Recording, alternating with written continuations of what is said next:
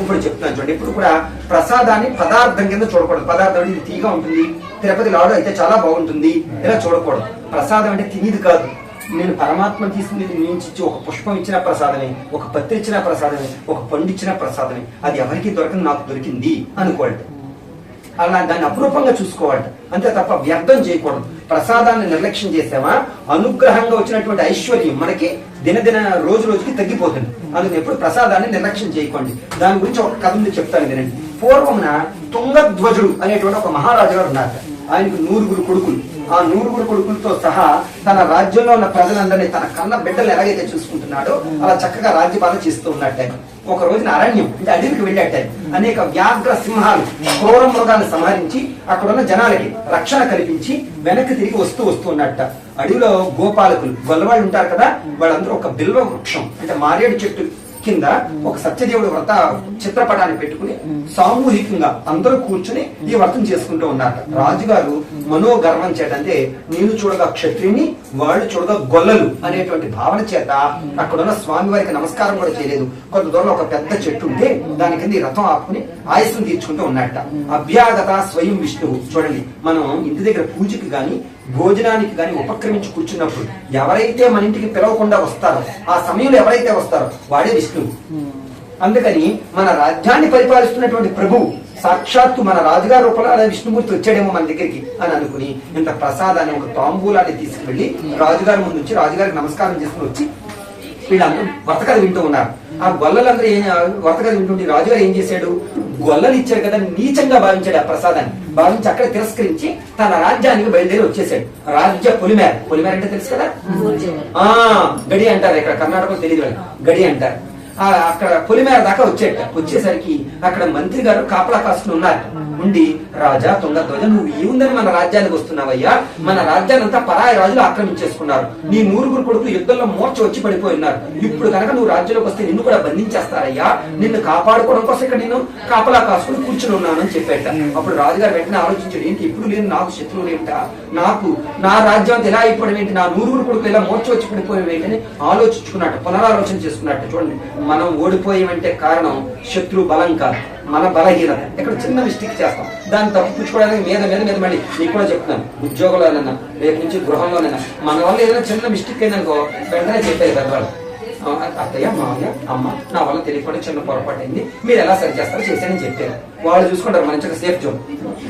అది చెయ్యమ్మా, దాన్ని మనమే నువ్వైనా సరే ఆఫీసులోనా సరే చిన్న పొరపాటు సహజం చేయడం, ఏదో మన వల్ల కారణాల వల్ల అవుతూ ఉంటాయి. దాన్ని కప్పిపుచ్చుకోకూడదు, సరెండర్ అయిపోవాలి. మనం నా వల్ల ఇది జరిగింది, మనం ఎక్కడ తప్పు, ఎప్పుడు కూడా పైన అధికారి గొప్పతనాన్ని మనం ఆలోచించుకోవడం, మనం ఎక్కడ తప్పు చేసావో దాన్ని సరి చేసుకుంటే ఇంకెవ్వరి దగ్గరికి మీరు వెళ్ళక్కర్లేదు. తెలిసిందా?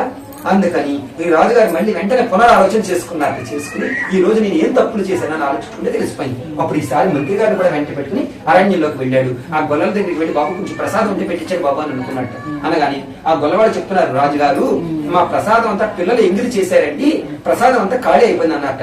చెట్టు దగ్గర పెట్టారు కదా, అక్కడ గబగబా వెళ్ళి వెతుక్కున్నట్టు. ఏముంది, అడవిలో ఏమంటే తొందరగా చీమలు చెదలు పట్టేసి ప్రసాదం అంతా మట్టి పాలైపోయింది. ఏం చేయాలన్న పరమాత్మను ఆలోచిస్తుంటే రాజుగారి కన్నా తెలివితేటలు ఎక్కువ ఉంటాయి మంత్రి గారు.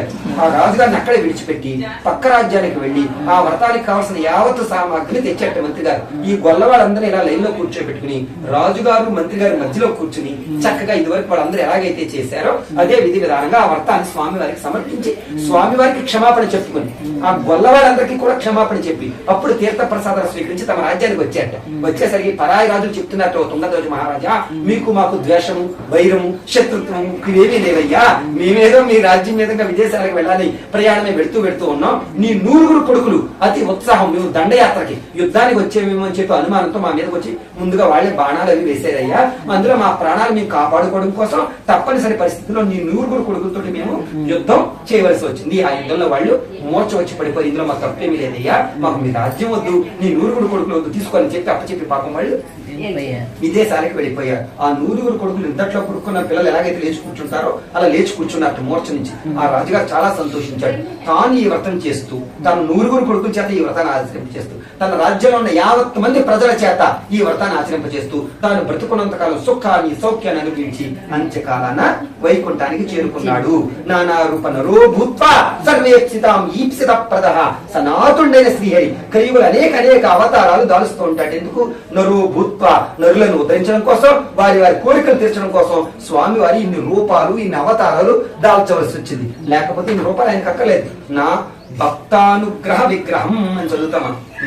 భక్తానుగ్రహ విగ్రహం, విగ్రహ రూపం. ఒక రూపం స్వామికి ఎందుకు కావాలి? అమ్మవారికి ఎందుకు కావాలి? భక్తుని అనుగ్రహించడం కోసం. ఇప్పుడు అప్పాజీ గారు చెప్తేనే కథ వినాలని అనుకున్నావు, నేను రావాలని నువ్వు బలంగా కోరుకున్నావు. అలాగే ఏ రూపంలో ఆయన రావాలో నువ్వు ఎలా కోరుకుంటూ అలా వస్తాడు ఆయన. నీ కోరికను బట్టి ఉంటుంది. భగవంతుడికి ఎందుకయ్యా రూపం అంటే భక్తుని అనుగ్రహించడం కోసం. నువ్వు అనుకుంటా శంఖం చక్రం అయితే బాగుంటుంది అనుకున్నావు అనుకో, ఆయన శంఖ చక్రమే పట్టుకుని వస్తాడు. త్రిశూలం పట్టుకుని రావాలనుకో, ఆయన త్రిశూలం పట్టుకునే వస్తాడు ఆయన.